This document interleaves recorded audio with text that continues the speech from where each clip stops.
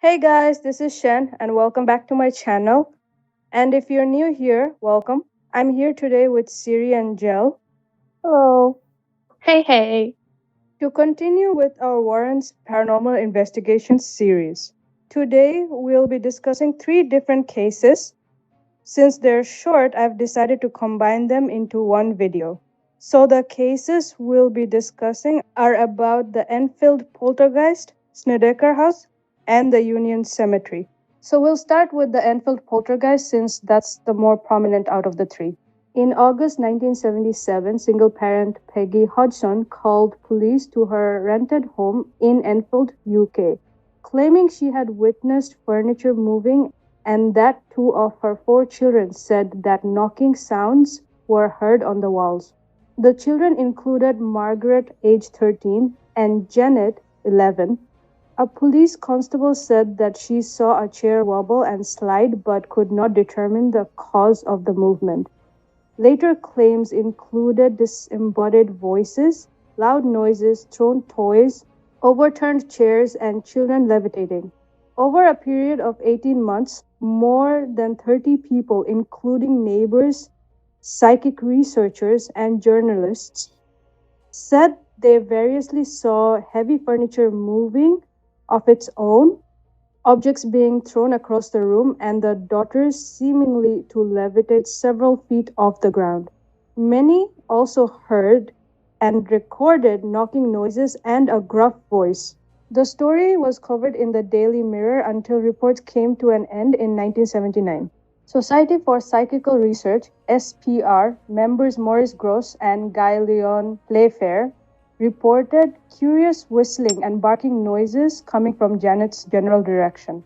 Although Playfair maintained the haunting was genuine and wrote in his later book, The House is Haunted, the true story of a poltergeist, 1980, that an entity was to blame for the Enfield disturbance. He often doubted the children's veracity and wondered if they were playing tricks and exaggerating. Still, Gross and Playfair believed that even though some of the alleged poltergeist activity was faked by the girls, other incidents were genuine.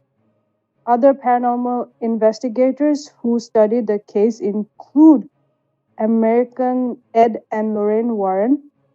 The Warrens visited the Enfield house in 1978 and were convinced that the events had a supernatural explanation. That weird name society.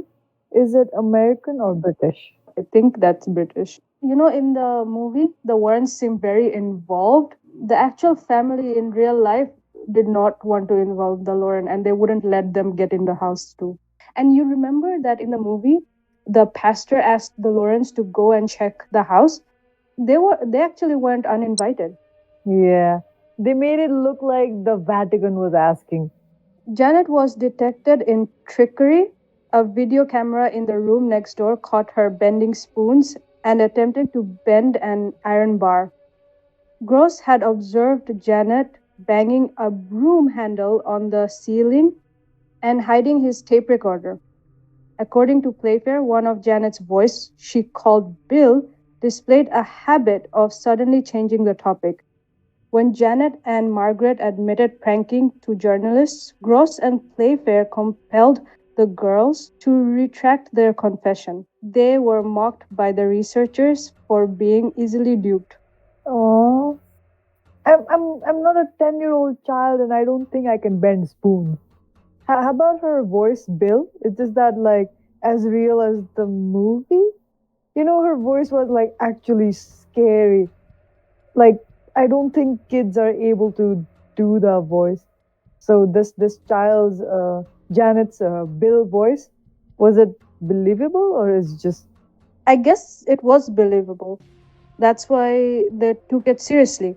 So there are other people who looked into this case and they said that it's just the kids pranking. There is nothing that's haunted in that house. And also, one of the people, I don't know who, like one of the debunkers, they said that she was practicing ventriloquism. oh no, it sounds like I don't know if you heard this. Why would you attempt to? get in touch with this family. It looks like it's already been debunked, but I think Warren want a piece of the action, whatever the action is. They're starting to not sound so genuine. We don't know them personally, right? We don't know them. They actually could be looking for publicity everywhere. True. True, but the thing is, this got made into a movie, right? Whereas Ed and Lauren Warren had almost nothing to do with it. But since their names, their characters have been used in the movie, they will still get money out of it, even though they were not actually involved in this case. One reason I think we think they are nice people is because we like the actors in the movie. Yeah, Vera Farmiga is very nice. Now let's talk about the Snedeker house. In 1986, Ed and Lorraine Warren arrived and proclaimed the Snedeker house, a formal funeral home, to be infested with demons. The case was featured in the 1993 book In a Dark Place, The Story of a True Haunting.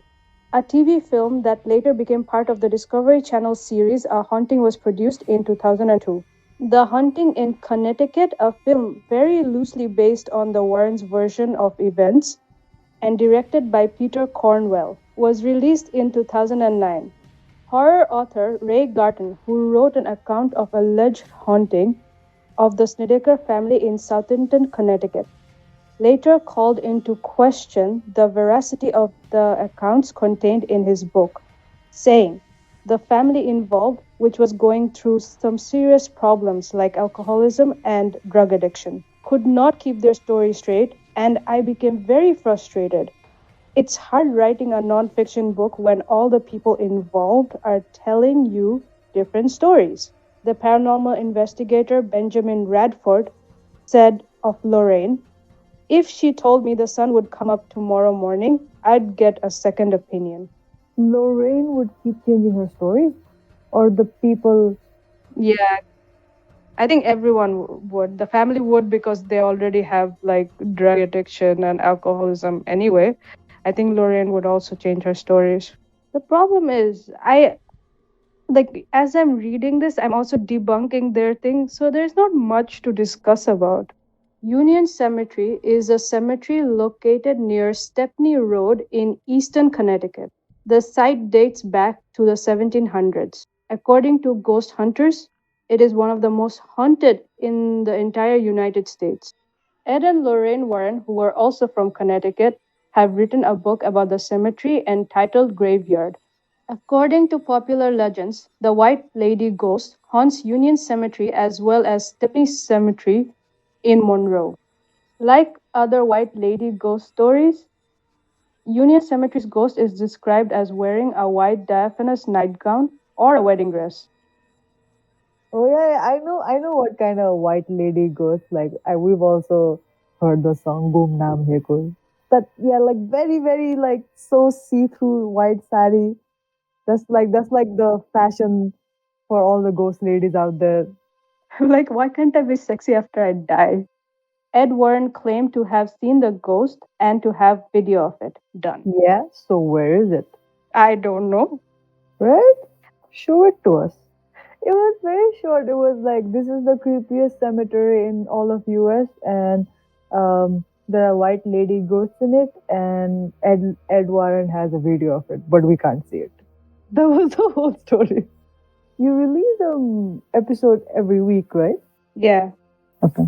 I release Ed and Lorraine Warren one like every other week, and I do release one episode a week, like, but different stories. Okay. Not the Ed and Lorraine one. The Ed and Lorraine one is like alternative weeks. Thank you so much for watching and listening to this video, and thank you Siri and Jel for joining me today. Thank you for having me. Thank you. If you like this drawing and you want to see the finished piece, please check out my Instagram. All the links will be in the description down below. If you enjoyed this video, please give it a thumbs up. Comment down below which true crime or supernatural case you would like to see next. Or if you have a story of your own you would like to share, you can send them to me to my email or my Instagram. Subscribe for more videos like this, and if you are already subscribed, please click the bell to be notified in the future. Thank you. Bye. See ya. Bye bye.